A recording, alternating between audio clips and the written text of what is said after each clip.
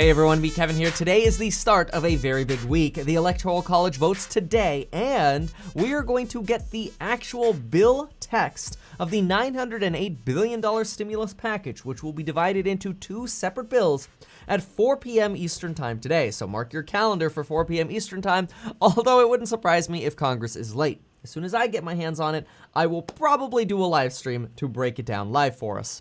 Now, this split bill that we're expecting will separate the $160 billion for state and local government funding and liability protections into one bill. This is considered the harder bill to pass. Then, the Problem Solvers Caucus is splitting the rest into a $748 billion deal. That will include the $300 per week in unemployment pay, along with rental aid and other provisions like school aid. Now, usually you would put the hard in with the easy. But because the hard has gotten so hard, the bipartisan group of senators and representatives who are working on this say, let's split them. Let's see if we can at least hammer through the $748 billion package and then maybe come back to deal with the rest. Which, dealing with the rest, does bring up the potential opportunity of injecting stimulus checks into the rest of the negotiation once we get the $748 billion package done. We've heard a lot about Senator Bernie Sanders and Josh Holloway trying to attach a $1,200 stimulus check provision to one of these bills or just pass a standalone $1,200 stimulus check package. Now, I have not spent much time talking about this on this channel because, in my opinion, so far, this has not gone mainstream in Congress in terms of the focus of conversation. Bernie Sanders, remember this, he was asking for $2,000 per month not that long ago. That didn't happen. So it makes for a good soundbite, but unfortunately, and look, I like to consider myself as the eternal optimist here. I would love to see, heck, we should do $2,000 checks at this point. $1,200, $600 is almost a slap in the face, and it's not stimulus by any measure. But the reality is these $1,200 checks are not in the mainstream conversation right now, so we're going to focus on these $900 billion packages instead. Let's look at a quick overview of what this split bill setup might look like. You can see on screen here, we've got the iPad up with the flow chart. So the way the split bill would work is we would really have right now, we've got two contenders. We've got the $908 billion stimulus package and the $916 billion stimulus package. The $908 billion package gets divided like this. Here's that 748. Here's the 160 bill. You could pause on screen here to see some of the amounts just broken down for the $748 billion package. This gets you that $300 per week in unemployment boost, which is very targeted at individuals who absolutely need the money because they don't have a job. This is a benefit that the bipartisan group of senators and representatives say because those who will receive this money are most likely to spend it compared to somebody who might receive a stimulus check but then save it or end up buying stocks with it, which I don't blame you for buying stocks because after all, what do we talk about on this channel but building wealth? And if you haven't yet checked out the amazing programs down below or considered bundling up by emailing me at kevin@meetkevin.com, you should consider doing that here in this holiday month. Okay, then we've got the separate, obviously, $160 billion here. That's the state and local and liability protections.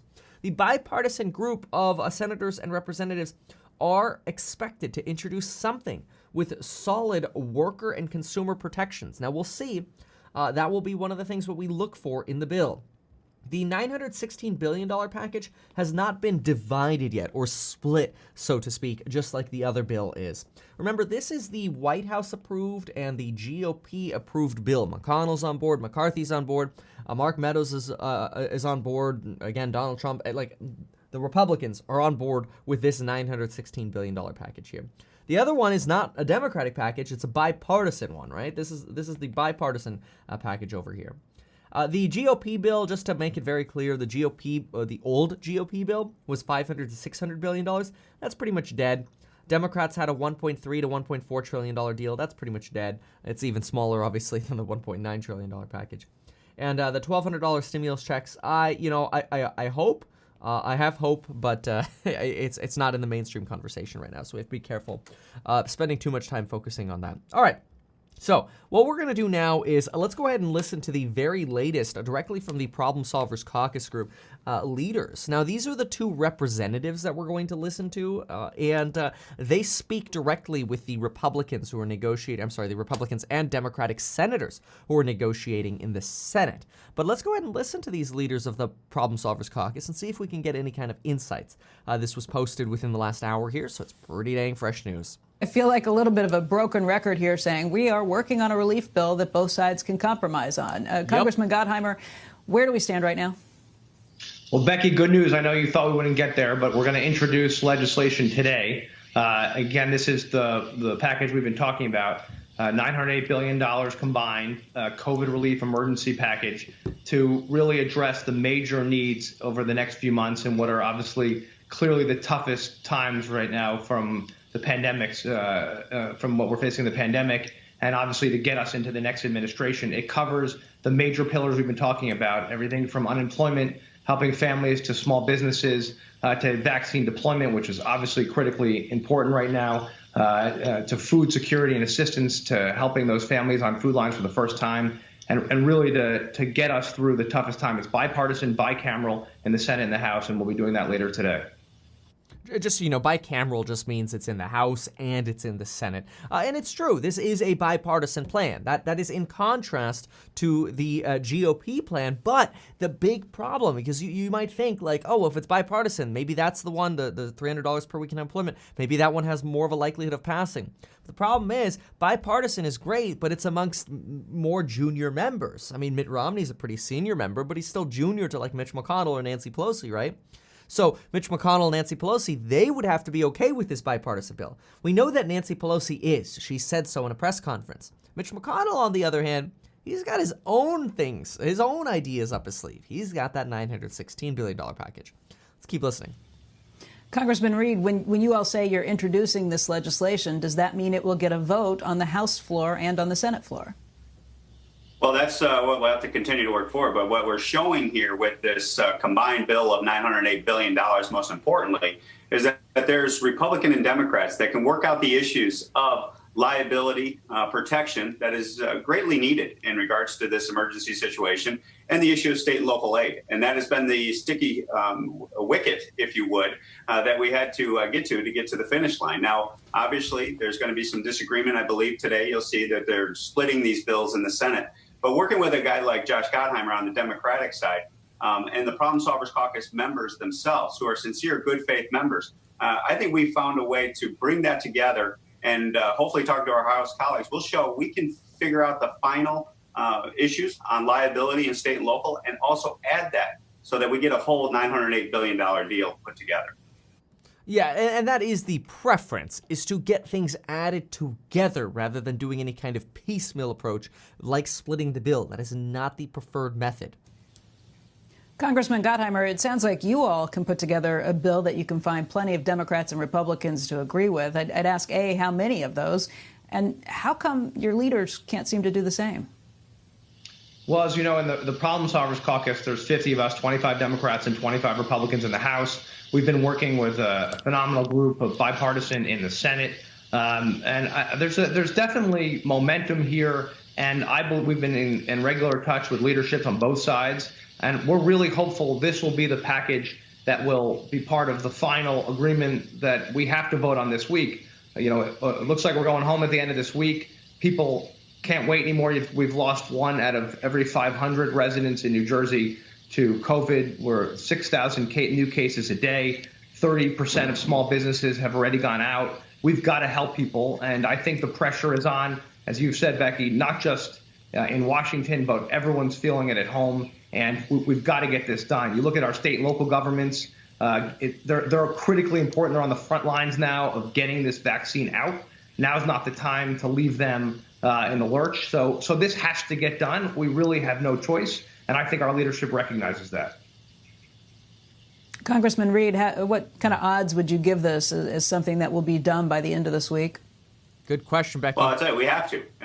We've had over 30 plus Republican members sign on a letter that we worked with them on to say we're not leaving until we get COVID relief done. We have other measures that have to pass, the funding of the government, other issues that have to be resolved. And so this is kind of the final legislative vehicle before we go into the next year, the next Congress. So there's a multitude of issues that have to be resolved. And this is a prime opportunity to show the American people that we can govern again. And guys like us in the Problem Solvers Caucus with Josh and myself and the 50 members are just true patriots that want to put America first. We can compromise on liability and state and local, and then all the other additional relief that Josh has already articulated and laid out that the American people need today. Now is the time to respond and listen to the American people and get it done. That's what our job is to do. And now the leadership is in a position. We showed the path, finish it off, get it to the finish line. We laid the groundwork for you to get it done. I want to know, why can't Mitch McConnell and Nancy Pelosi be this reasonable? Like, why is it so hard to just say, hey, let's come up with a compromise and solve this problem? It's just not that hard. Let's quickly also pull over to Bloomberg here. And this is a short clip from Bloomberg. Let's just get the latest here because we're going to get an update from Joe Manchin on this. And then we've got some other updates as well that are just breaking here. So let's hit those as well. Let's go play this. Has really been made since the last time we spoke back on Friday. Well, David, the bipartisan group did work all weekend, so they get something on the table, unveiled by Monday. And in fact, the Senate on Friday had to approve a 1-week stopgap spending bill to keep things going. So the pressure has built. Democratic Senator Joe Manchin from West Virginia said the bill will be in place before the holiday break. He said the plan's alive. That's confident. I'm sorry to interrupt there, but that's very confident. The bill will be in place. Joe Manchin says this. Well, there's no way we're going to leave Washington without taking care of the emergency needs of our people. However, the two big sticking points remain: liability protections for business, Dems against, Republicans for, aid to state and local governments. Switch it. Democrats want that badly. Republicans are putting their foot down.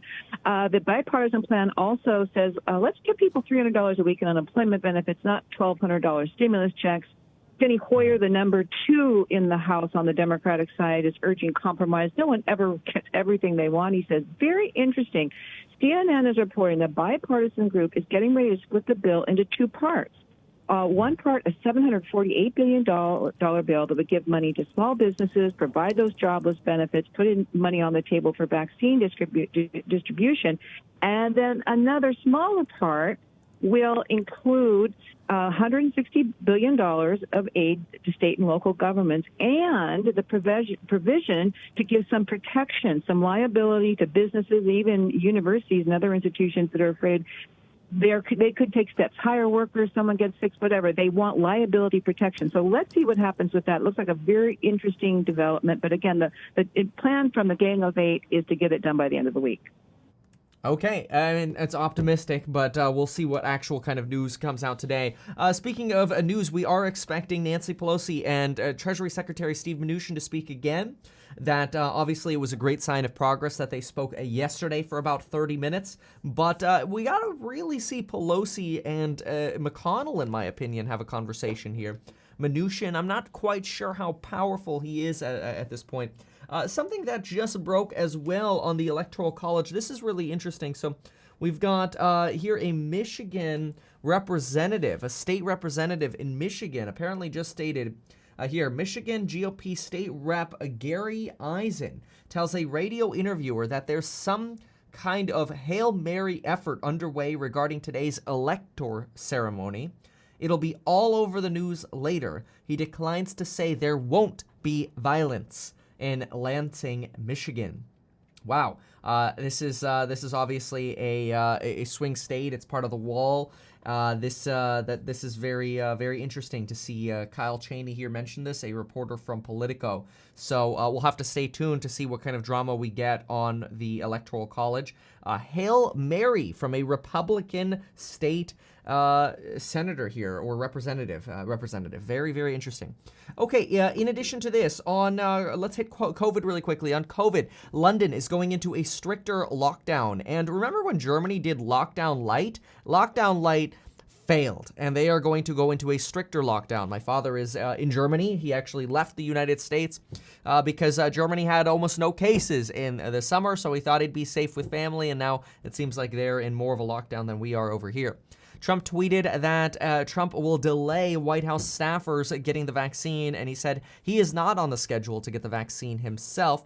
This is after public outcry sort of came about because the White House was potentially cutting the line over elderly individuals and first responders getting the vaccine. There are indications, though, that some staffers at the White House will still get the vaccine early. A $250 million public information campaign will also begin about the vaccine to encourage as many people as possible to take the vaccine and educate them on the fact that they need 2 doses and where to get the vaccine. That's the update for today. If you've appreciated this, consider checking out the amazing programs down below where you will get even more detailed insights onto building your wealth. Stay tuned. Today is going to be a very busy news day. You probably won't get all notifications on the channel, so just type in Meet Kevin periodically throughout the day and check for your updates. Thank you so much for watching, folks. We will see you next time.